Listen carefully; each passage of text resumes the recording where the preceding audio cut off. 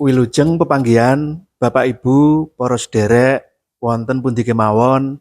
Ing kalodhangan menika kula badhe maosaken cerita cekak kapundhut saking kalawarti panyebar semangat nomor 23 7 Juni 2000 langkung kanthi ira-iraan Ambyar kasrat dening JMV Sunarjo. Monggo Bapak Ibu sedaya sugeng midhangetaken.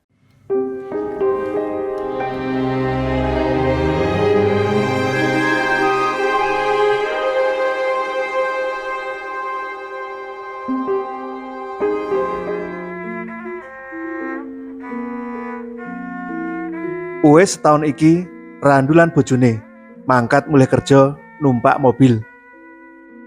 Saka omah Randu ngeter bojone dhisik menyang sekolahan papane mulang. Wayah bojo lan anake mulih, Randu mapak nuli bali menyang kantor meneh. Bojone dadi guru ing SD negeri sing muridé akeh.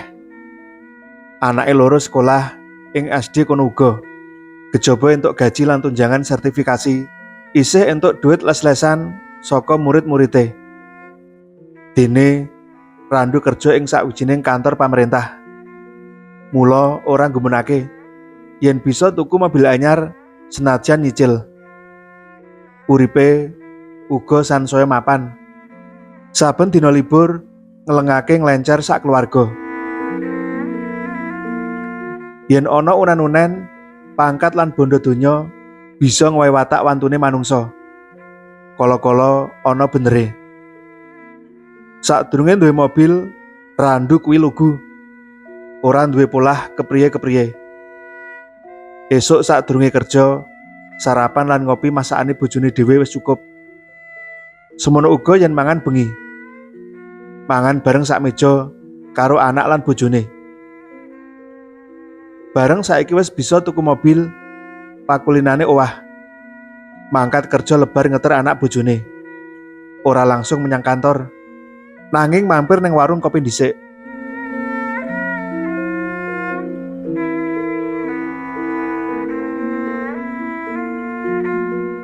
Randu tau krungu slenting-slenting yen ing pinggir dalan sak ngarepe stasiun sing saben dina diliwati mangkat lan mulih ngantor iku.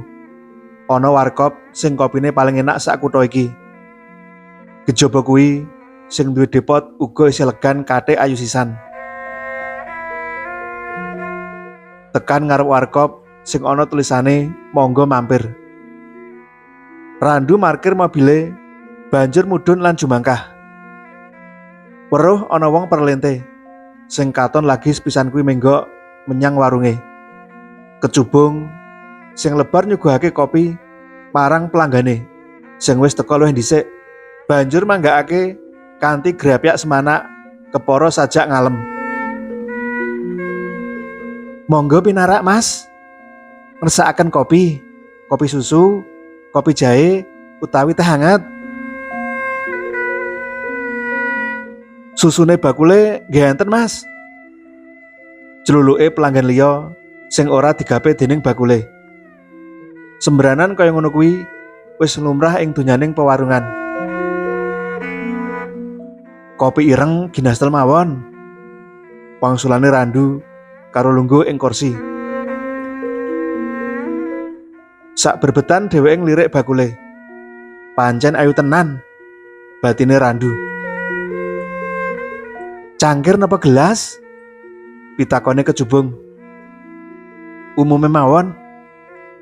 Gelas nggih. Nggih, ben marem. Wangsulane Randu karo ngleges guyu. Karo ngenteni kopi pesenane, Randu nyelemut gedang goreng banjur dipangan. Panyawange ora ucul marang sing duwe warkop sing isih iwut ngracik kopi pesenane. Rupane sing ayu, eseme sing pait madu. Rambute sing andan-andan diore sak pundak. Pikirane ngeres, banjur ngumbara tekan ngendi-ngendi bayangake perangan-perangan awake si bakul. Niki kopine Mas, kandhane si bakul karo nyuguhake kopi sing kuwawa mbuyarake panglamune Randu. Oh nggih, Matur nuwun, wangsulane karo nyawang bakule. Ketingale nembe sepisan iki mampir ngopi mriki nggih? Bakule nyambung pitakone. Nggih, leres. Ngeten lho Mas, nek ajeng ngopi sing sip. Ujare sakwijining pelanggan banjur menyat nyedaki Randu. Sepuntene nggih, sambunge karo nyandak gelas sing diadhep Randu. Lepek tatakan gelas ditutupake gelas banjur diwalik. Gelas dadi malik nanging kopi ora wutah. Lah, sakniki nembe diseruputi. Mpun to, aja saestu. Ngopi ngriki pisan mesti balik malih. Sambunge karo bali ning kursine sakawit. Randu banjur nyeruputi kopi kaya kandhane pawongan mau.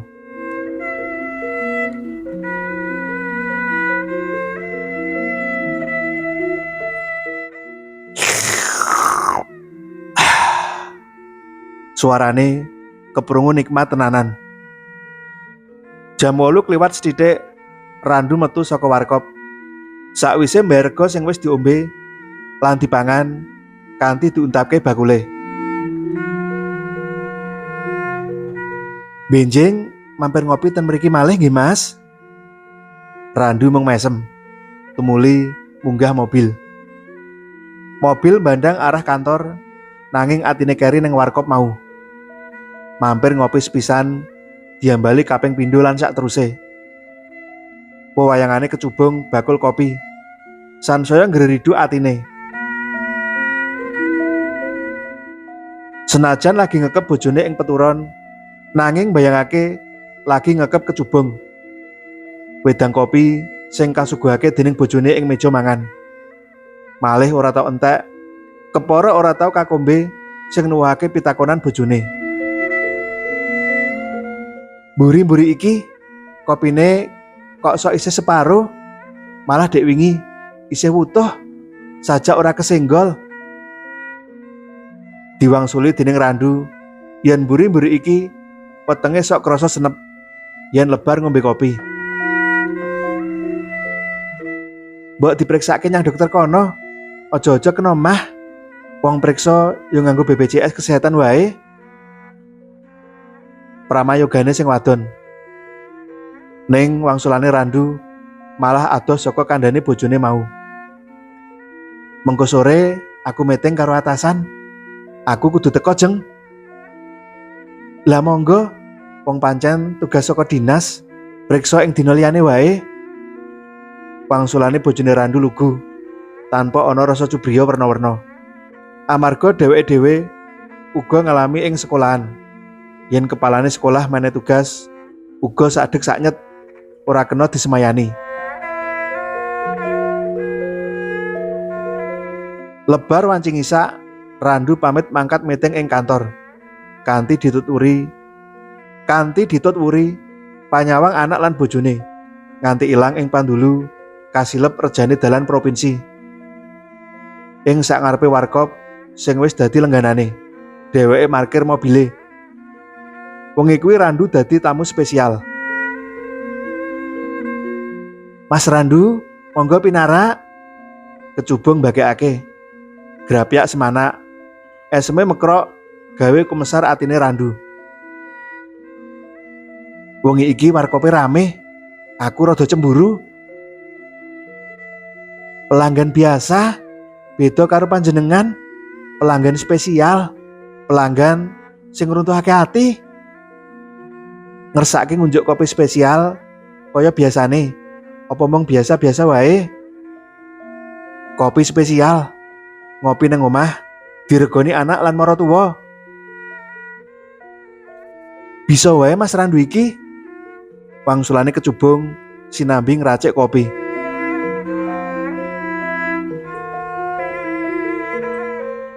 Yen ngersake ngopi spesial, ndak pundhutake sate kambing muda ing depot kono supaya luwih prakoso. Sambunge kecubung lirih supaya ora dirungu pelanggan liyane. Karo nyugahke kopi marang Randu. Tumuli bablas tuku sate kambing sing ora adoh saka warkope. Bareng karo cebloke udan salah mangsa wengi kuwi. Randu buka lawang kamar. Lirih nuli mlebu. Diati-ati Supriye aja nganti nuwuhake swara sing bisa nggugah bojone. Pranyata bojone malah durung turu.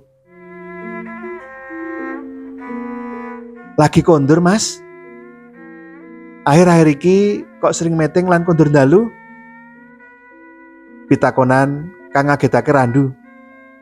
Kejaba bojone Randu uga wiwit cubriya dening owahan selagane sing lanang.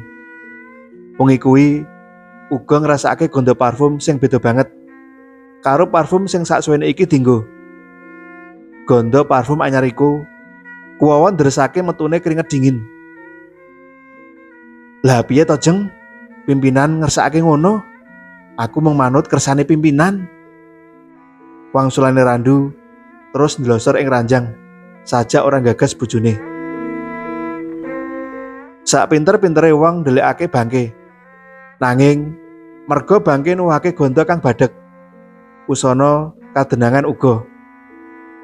Sorene nalika lagi cangkrama karo anak bojone ing teras.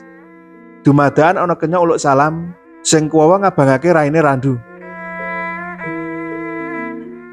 Monggo, Jeng, pinarak. Bojone Randu mbagekake. Kenya mau banjur nepungake diri lan cerita yen wine sing ditandur dening Randu ing rahime wis katon tumangkar lan subur. Bayi ingkang kula kandhut betah bapak, Mbak. Sumrepet kaya disambar bledek ing mangsa ketiga. Raine bojone Randu mangar-mangar. Dadane krasa mengkap-mengkap kaya arep mbledos-mbledosa. Ya mung kadiwasan diri pribadine sing ora nganti semaput. Atine didem-dem, disabar-sabarake, senajan banyu eluh tetep mili, ora bisa diempet. Atine krasa perih. Karo bola-bali ambekan landung, bojone Randu nuli nuntun anake loro karo supaya timbang ibune. Dadi iki toh hasilé pendak-pendak meting. Layak wedang kopi gaweanku arang didumuk. Lah wong wis entuk wedang kopi sing luwih bisa maremake ati. Ujare bojone Randu ditatak-tatakake. Pangapurane sing gedhe, Jeng. Aku kilaf. Alasan klasik, Mas, kuwi. Terus kepriye, Jeng? Pitakone Randu gugup. Aku ndak ngalah. Bayi sing dikandhut dening kecubung kuwi rumaten sing becik. Anak-anakku ndak rumate dhewe. Ya aja ngono. Aku isih tresno marang sliramu lan uga anak-anakku. Aku rasane ora bisa pisah karo sliramu. Tenan, Jeng. Aku isih tresno marang sliramu. Wen ana aku kesempatan sepisan maneh, aku mesti bisa adil bagi katresnan. Adil bagi katresnan sing dikersake aku panjenengan gilir. Seminggu ning omah kene, seminggu seneng-seneng karo kecubung. Kanggoku adil bebrayan kuwi ora ngono kuwi. Yen kaya ngono mau ora adil. Kuwi mung alasan supaya jenengan bisa ngumbar nafsu syahwatmu. Aku wadon sing duwe harga diri. Aku emoh yen dipadhake karo barang sing sakwayah-wayah dienggo gentenan. Bosen nganggo iki, genti nganggo kae. Pamunggele bojone Randu. Kanggo sawetara wektu katelune padha meneng, ora ana sing guneman. Tekate bojone Randu wis gumolong bakal ngrumat anak-anake Ijen. Ing atine ora sudi yen ana wadon liya ing bale omahe. Luwih becik urip Ijen ngrumat lan gedhekake anak-anake. Jeng, aku isih tresno marang sliramu. Weneh ana aku kesempatan sepisan maneh kanggo nebus kaleputanku. Ujare Randu mecah amem. Mas, sejatine wis suwe aku duwe rasa cubriya yen panjenengan kuwi selingkuh. Ning rasa Cubriya kuwi ndak bantah-bantah dhewe. Ning kasunyatane pancen panjenengan selingkuh tenan. Yen panjenengan isih kandha, yen isih tresnani aku lan uga anak-anakku, aku ora ngandel. Wong buktine tumindakmu biayaan nganti kesandung gelas kopi ana njaba.